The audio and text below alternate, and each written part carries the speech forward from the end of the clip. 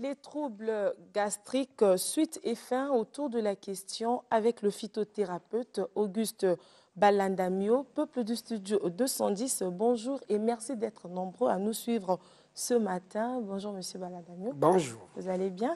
Très bien, par la Alors, grâce de Dieu.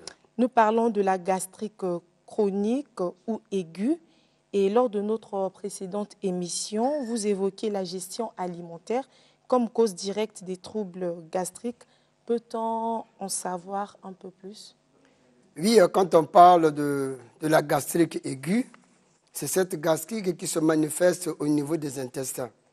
Et quand on parle des intestins, on voit directement la gestion alimentaire. Vous savez, dans la gestion alimentaire, il y a l'eau et le gaz qui font partie.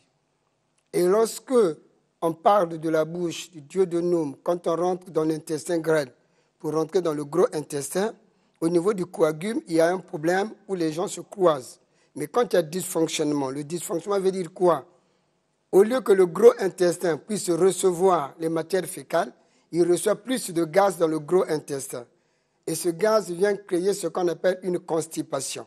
Et cette constipation va créer, ça se joue au niveau des intestins, va créer ce qu'on appelle les hémorroïdes, que ce soit interne ou externe ou saignante. La colopathie aussi? La colopathie se joue au niveau du petit intestin.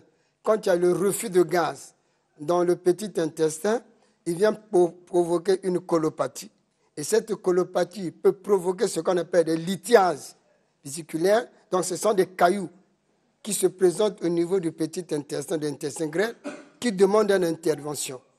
Seulement si la personne qui gère le malade n'a pas cette connaissance avérée, sinon la personne risque de se retrouver sur les interventions chirurgicales. Justement, Monsieur Balandamio, quand il y a dysfonctionnement, alors comment se sent la personne?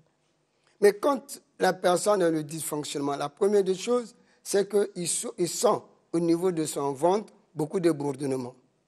Il y a des gaz, des pets qui deviennent réguliers et il y a des bourdonnements qui sont là. Or, la présence du bourdonnement, la présence des pets irréguliers au niveau de l'homme, au niveau digestif, ça fait déjà partie de la gastrique. Est-ce que ceci peut enfler le ventre aussi?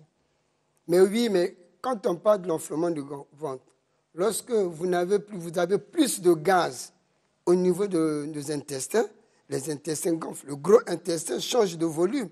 Et pendant que le gros intestin change de volume, c'est le ventre également qui devient ballonné. Et de temps en temps, vous sentez que dès que vous mangez quelque chose, vous êtes essoufflé et que le ventre ballonne.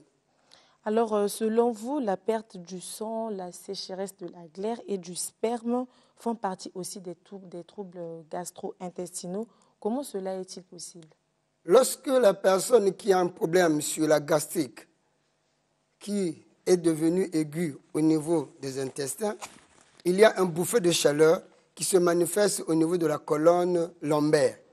Et cette colonne lombaire reçoit beaucoup de gaz et ce gaz-là affecte le bassin. Alors c'est au niveau du bassin que siègent tous les organes.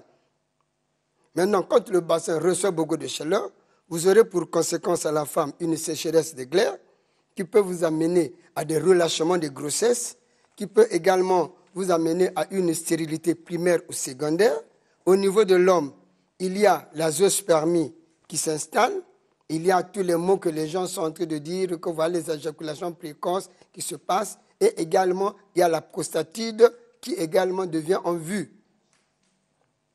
C'est ce qui fait que lorsque la personne a un problème sur les troubles gastro, doit faire très attention parce qu'il y a sa progéniture de demain qui est en danger. Monsieur Balandamio, est-ce que l'abondance du sang de la femme pendant les périodes de menstrues en est aussi une des causes? Non, l'abondance, ce sont des infections. Là, vous allez parler des infections vaginales ou des tumeurs, on parle des myomes et des kystes. D'accord. Alors, pour des personnes qui souffrent des douleurs abdominales, y a-t-il des positions recommandées pour le soulagement? Non, le grand problème, c'est d'abord, il faut voir le médecin. Il faut voir la personne traitant pour que vous ayez une solution. Il n'y a pas de position. Les positions, ça n'engage pas la santé, mais c'est d'abord prendre un traitement approprié pour se retrouver dans les bonnes formes.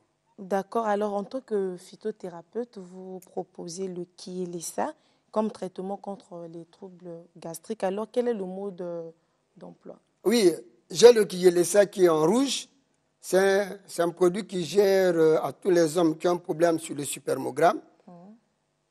Et le Kiélessa en vert, c'est pour toutes les femmes qui ont des problèmes sur l'insuffisance de glaire. C'est de Kiélessa en rouge, il est à sucer, matin, midi, soir.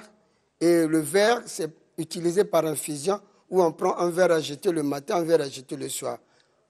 Ça vous réactualise toute votre situation de vie pour un lit favorable et l'avenir de demain. Est-ce que le Kiélessa aussi favorise la reproduction? Oui, mais quand on vous parle que la femme n'a plus de hormones, donc il n'a plus de glaire, et quand les glaires sont rétablies, quand les spermes ont retrouvé leur vie normale, la reproduction est possible. Alors, Monsieur Balandamio, est-ce que tout récemment, vous aviez reçu des couples ou encore des personnes, des femmes ou des hommes qui souffrent des problèmes gastro-intestinaux? Vous savez, j'ai toujours intitulé les troubles gastro-intestinaux. Chaque jour, vous avez des troubles gastro-intestinaux. Chaque jour, on reçoit.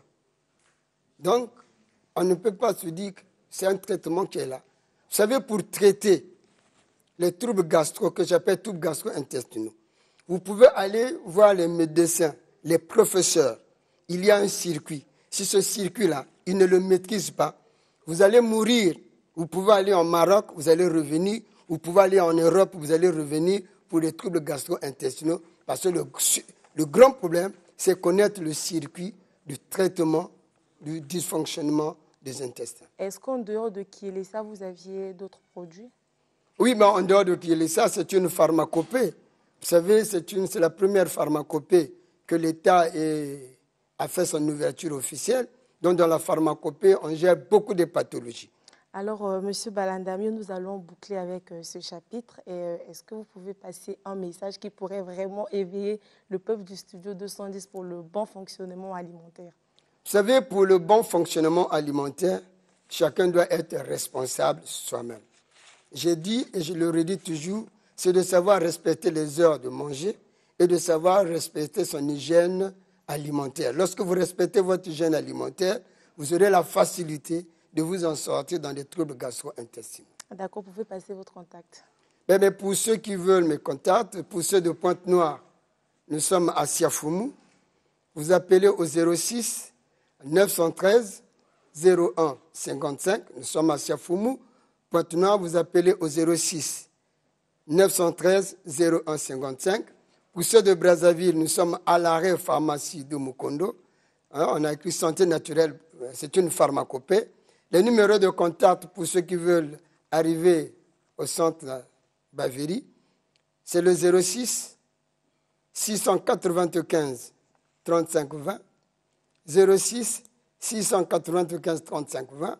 Pour ceux qui aiment utiliser le WhatsApp, vous appelez au 05 526 15 07, 05 526 15 07. Je vous remercie. Merci, Monsieur Balandamio. J'espère que le peuple du Studio 210 a pris acte de toutes ces informations. Prière de contrôler votre alimentation et de veiller au bon fonctionnement de votre organisme. C'est sur ce que nous bouclons ce chapitre. Ainsi, je cède le témoin à Marielle Bakatoula. Studio 210 continue.